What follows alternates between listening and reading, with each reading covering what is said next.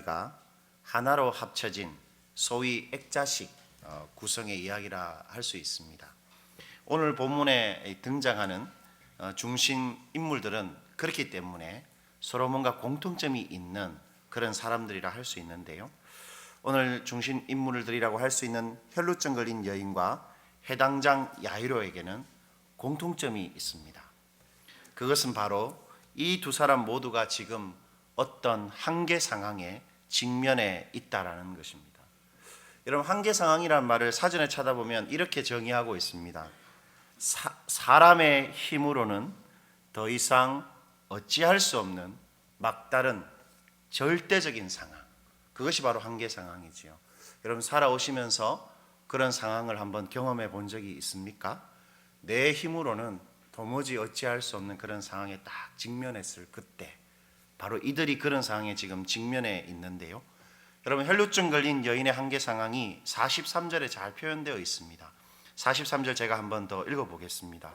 이에 12해를 혈루증으로 앓는 중에 아무에게도 고침을 받지 못하던 여자가, 여러분, 여기서 12년 동안 이 여인이 아무에게도 병을 고칠 수가 없었다. 이 말은 이제 그녀가 자신의 병을 고치기 위해서 할 수 있는 일이 이제는 아무것도 없는 상황이다, 이런 말입니다.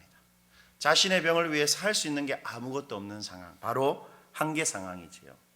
마가는 자신의 복음서에서 이 그녀의 이 한계 상황을 아주 자세하게 묘사해주고 있는데, 마가복음 5장 26절을 제가 한번 읽어드리겠습니다. 많은 의사에게 많은 괴로움을 받았고 가진 것도 다 허비하였으되 아무 효험이 없고 도리어 더 중하여졌던 차에, 여러분, 이 여인은 자신이 할 수 있는 모든 것을 다해서 자신의 그 병을 고치려고 했지만 아무 소용이 없었고 상태가 더 심각해졌습니다. 수많은 의사를 만났습니다. 오히려 괴로움만 더 경험했고 자신의 돈을 다 허비했습니다. 아무런 효험이 없었고 결국 어떻게 되었습니까? 자신의 상태가 더 악화되었다, 그렇게 마가가 말해주고 있습니다. 완전한 한계 상황이지요. 여러분, 그런데 이 해당장 야이로의 한계 상황은 그녀보다 더 막다른 절대적인 상황이라 할 수 있습니다. 바로 49절인데요. 여러분, 49절 우리 한번 읽어볼까요? 오늘 본문의 49절의 말씀입니다. 아직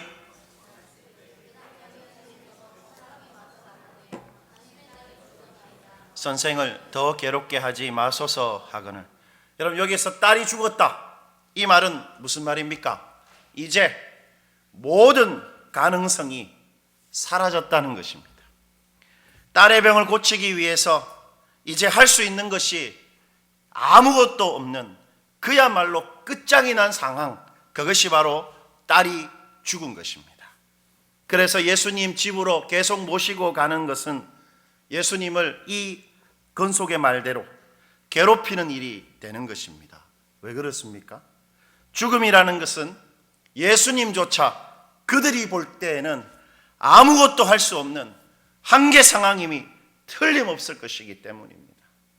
죽음이라는 것은 예수님조차 아무것도 할 수 없는 한계 상황이 틀림없기 때문에 더 이상 예수님 괴롭히지 말고 집으로 가서 장례 치르자, 그렇게 말하고 있는 것이지요. 그런데 여러분, 오늘 이 둘은 자신의 이 극한의 한계 상황을 모두 동일한 방식으로 극복해내고 있습니다. 여러분, 이들이 어떻게 자신의 한계 상황을 극복해내고 있습니까? 그것은 믿음의 선택을 하는 것입니다. 이 두 사람 다 자기 나름의 극한의 한계 상황 앞에서 동일한 방식으로 자신의 상황을 극복해내는데, 그게 바로 믿음의 선택을 하는 것입니다. 여러분, 혈루증 걸린 여인의 믿음의 선택은 예수님의 옷가에 손을 대는 것입니다. 44절을 한번 보시지요. 44절 우리 자매분들이 크게 한번 읽어주시겠습니까? 예수의 뒤로 와서, 여러분, 이 여인의 행동, 그러니까 몰래 와서 예수님의 옷가에 손을 대는 이 여인의 행동은 여태까지 그녀가 자신의 병을 고치기 위해서 행한 그 행동 중에서 가장 무의미하고 가장 헛된 행동입니다. 여러분, 혈루증 고치는 것하고 예수님의 옷자락에 손을 대는 것하고 무슨 연관관계가 있습니까? 뭐 민간요법도 아니고 이 행동이야말로 자신의 병을 고치는 데 있어서 아무런 논리적인 연관관계도 없고 아무런 의미도 없는 그런 행동입니다. 그러나 이 행동이 어떻게 했습니까? 자신의 병을 즉시로 고쳐냈습니다. 바로 이 행동이 바로 자신의 병을 고쳐낸 것이지요.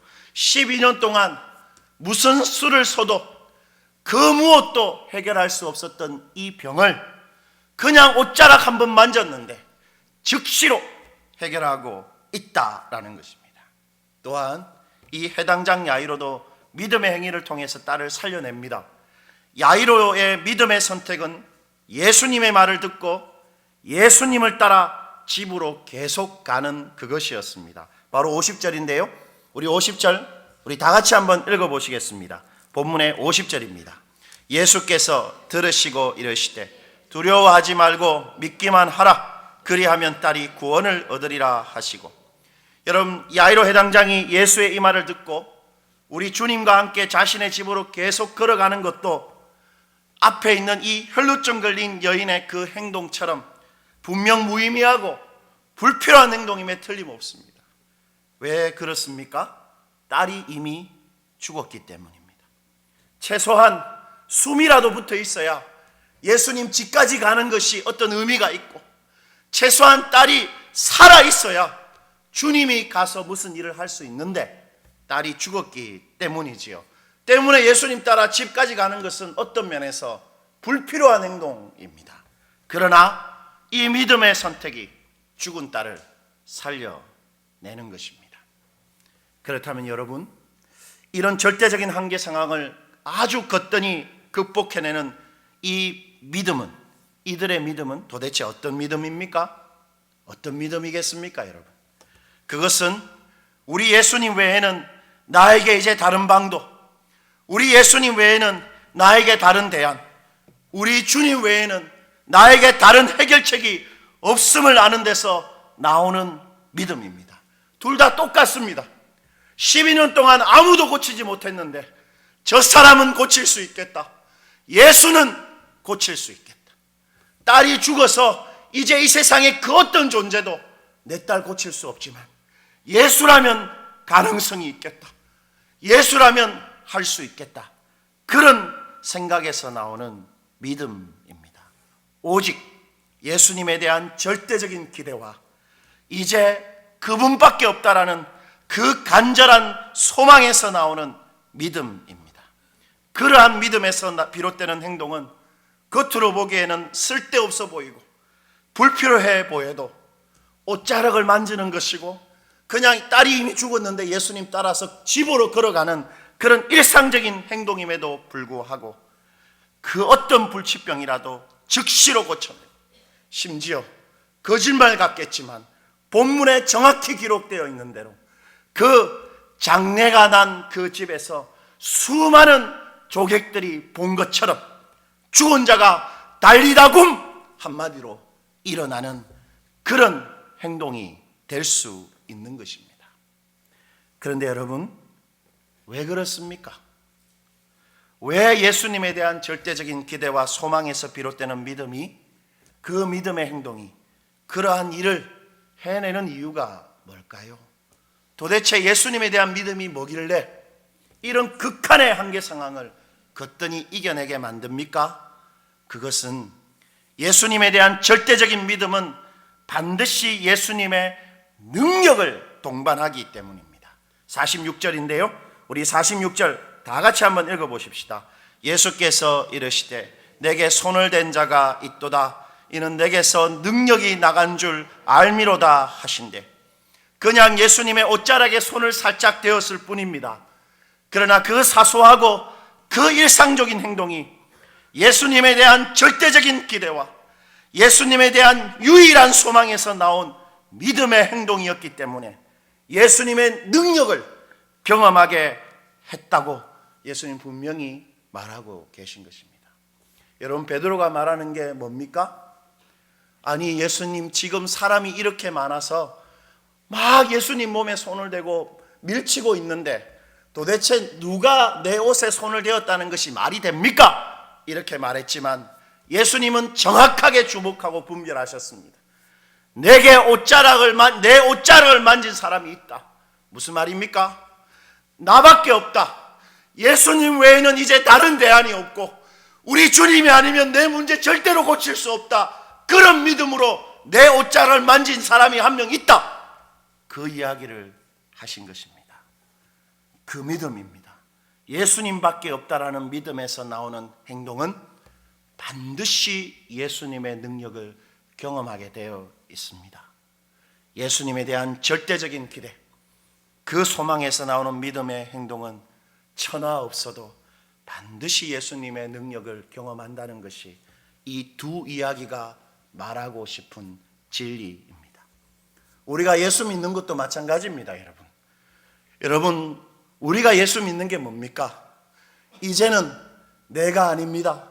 여태까지는 내 잘난 맛에, 내가 할 수 있는 것에 내 중심으로 살았지만 이제는 주님 나를 사랑하시고 주님이 내 주인이신 줄 알고 주님 뜻대로 살겠습니다. 그 간절한 믿음 아닙니까? 그때 우리는 어떻게 됩니까? 하나님의 아들, 딸이 됩니다. 우리 같은 사람이 이 우주를 움켜쥐신 하나님의 자녀가 되는 능력을 그 믿음이 경험하게 하는 것이지요. 여러분 때문에 우리는 살아가면서 오늘 본문에 혈루증 걸린 여인이나 이 해당장 야이로와 같은 그런 극한의 한계 상황은 아닐지라도 우리도 우리 스스로는 어찌할 수 없는 많은 한계 상황을 계속 경험하게 될 것입니다. 저도 최근에 참 내가 이 인간관계를 하는 데 있어서 성도들 보기에도 부끄럽고 내가 문제 하나 생기면 이렇게 어찌할 줄 모르는 정말 세상 사람들하고 똑같은 그런 사람이구나 이런 생각을 하게 됐습니다. 사람마다 상황은 다 다르겠지만 내 스스로 어찌할 수 없는 그런 것이 있지요. 사소한 갈등에서부터 경제적인 문제와 내 몸에 병이 드는 것까지 내 스스로 할 수 없는 한계 상황이 분명히 있을 것입니다. 그러나 여러분, 그럴 때 기억해야 합니다. 뭘 기억해야 합니까?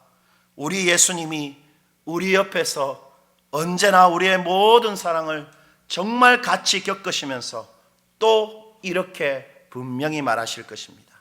50절입니다. 예수께서 들으시고 이르시되 두려워하지 말고 믿기만 하라. 그리하면 딸이 구원을 얻으리라 하시고. 여러분, 예수님이 믿기만 하라 이 말은 우리 인생을 향한 우리 예수님의 자신감의 표현입니다. 어떤 자신감입니까? 우리 인생에 무슨 일, 무슨 문제라도 우리 예수님에게는 방법이 있고 우리 예수님에게는 내 살 길이 있다라는 것입니다. 왜 그렇습니까, 여러분? 우리 예수님에게만 하늘과 땅의 건세가 있기 때문이고 그런 건세를 가지신 위대한 우리 예수님이 우리를 사랑하시기 때문입니다. 그 능력의 예수님이 우리를 죽기까지 사랑하시기 때문에 예수님한테는 틀림없이 살 길이 있습니다. 어떤 한계 상황을 만나도 우리 주님한테는 방법이 틀림없이 있게 되어 있는 것입니다. 때문에 그러한 예수님에 대한 믿음에서 비롯된 우리의 행동이 아무리 사소하고 초라하고 평범해도 세상 사람들이 볼 때는 유치해 보여도 그 행동은 오늘 혈루증 걸린 여인의 그 병을 즉시로 낫게 하고 죽은 자도 바로 살려내는 예수님의 능력 반드시 경험하게 하는 것입니다. 이 진리를 우리 삶 가운데 정말로 적용하고 살아야 합니다. 주님밖에 없다. 그 생각에서 나오는 믿음의 행동은 반드시 그 자리에서 예수님의 능력을 경험하게 할 것입니다. 우리 모두 우리 예수님에게 정말 방법이 있고 우리 예수님에게 내 살 길 있음을 믿음으로 예수님의 능력으로 살아가는 그런 믿음의 사람들 되시기를 축원드립니다. 이 시간 한번 우리